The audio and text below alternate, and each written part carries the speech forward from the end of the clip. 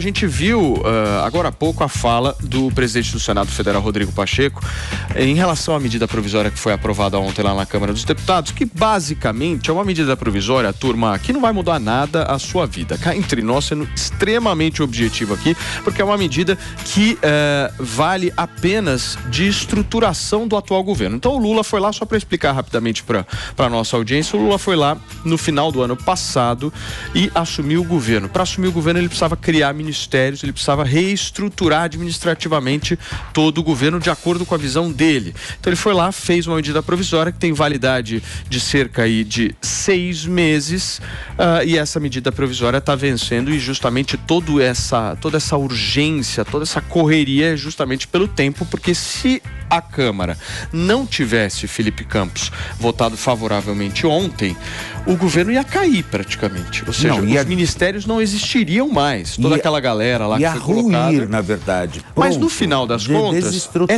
toda uma discussão, né, Antoninha, sobre uma coisa que, eu volto a insistir nisso, não muda em nada a vida do brasileiro, assim, do ponto de vista prático. Não estamos falando de Bolsa Família, não estamos falando de benefício social, não estamos falando de nada. Estamos falando de estrutura de máquina pública.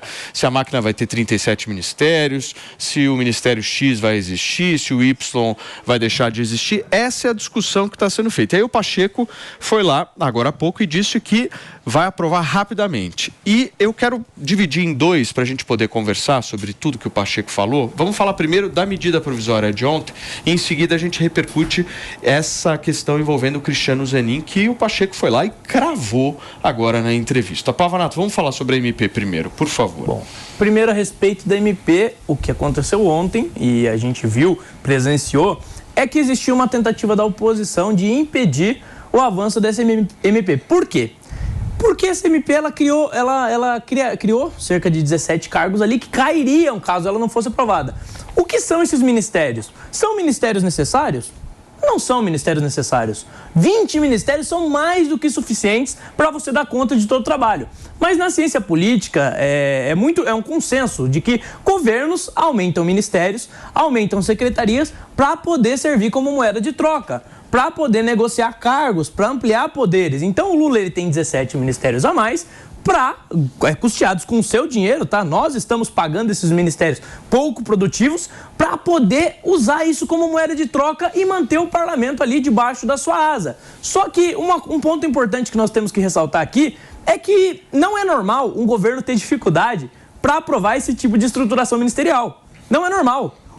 Esse é o tipo de pauta que passa com facilidade. E o Lula, mesmo em pautas comuns, pautas simples, tem tido dificuldade de aprovar, tem tido dificuldade de fazer o projeto andar. E daí, por coincidência, no mesmo dia em que o Lula está tendo dificuldade, o Lira faz um discurso falando que a pauta não vai andar por falta de articulação do governo, você tem a liberação de quase 2 bilhões em emendas, recorde de liberação de emendas em um dia, 1,7.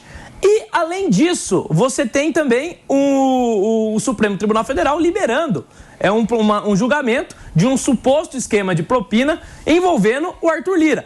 Liberando esse julgamento que estava parado há 2 anos. 2 anos parado, nunca resolveram julgar. Por coincidência, no dia, a emenda é liberada e no dia o processo anda. Então, assim, gente, depois disso, é óbvio que a MP ia passar. Ô, turma, deixa eu falar uma coisa para vocês. Porque se vocês analisarem o Lula hoje, pelo menos vendo todas essas ações, o que aconteceu ontem, é um Lula que está com a cabeça em 2003.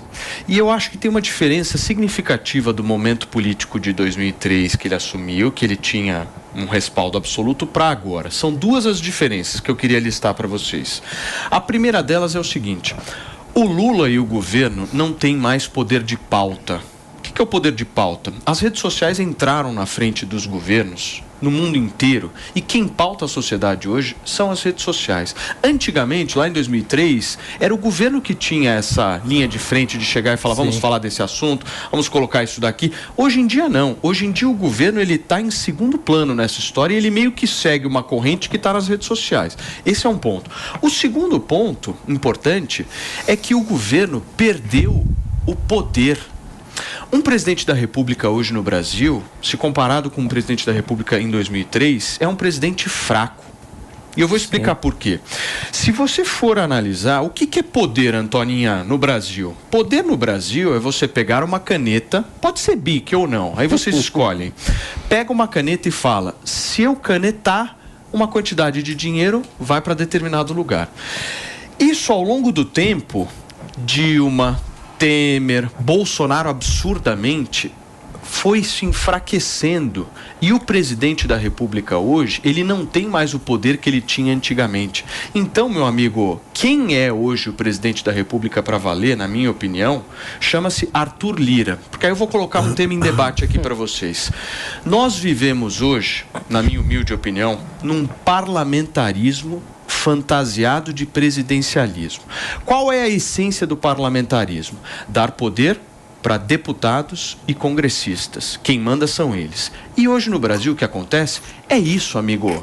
Pode colocar lá o Bolsonaro, pode colocar lá o Lula, pode colocar o Moro, o Dallagnol, o Felipe Campos ou Antônia Fontinelli.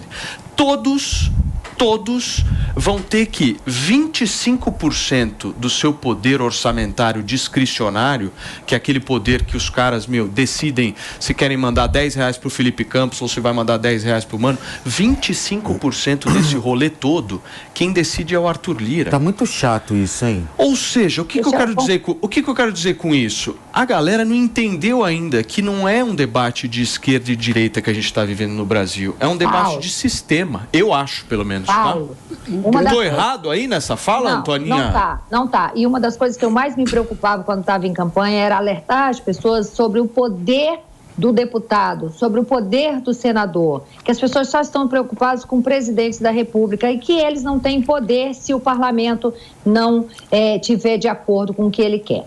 Mas vamos lá, duas coisas me chamam a atenção, assim, se 250 milhões de brasileiros, se um vier aqui e me disser o que melhorou na vida dele com essa entrada de 14 ministros, né, entraram 14 ministros novos, são 37 ministérios, se alguém me provar que com a entrada dessa gente, com esse derrame de dinheiro todo, né, melhorou a vida de alguém aqui, aí eu fico quieta, tá tudo bem, tá tudo certo esse bando de ministros. A gente não sabe o nome deles, a gente não sabe o que eles fazem, o que eles comem, onde eles moram, como que eles vivem, né? Essa é a grande realidade, tá? E outra coisa que me chamou muita atenção, ver um presidente do Senado e cravar o nome do novo ministro do STF e ainda ter a pachorra de dizer que ele vai percorrer todo o Senado falando do currículo dele, do passado dele.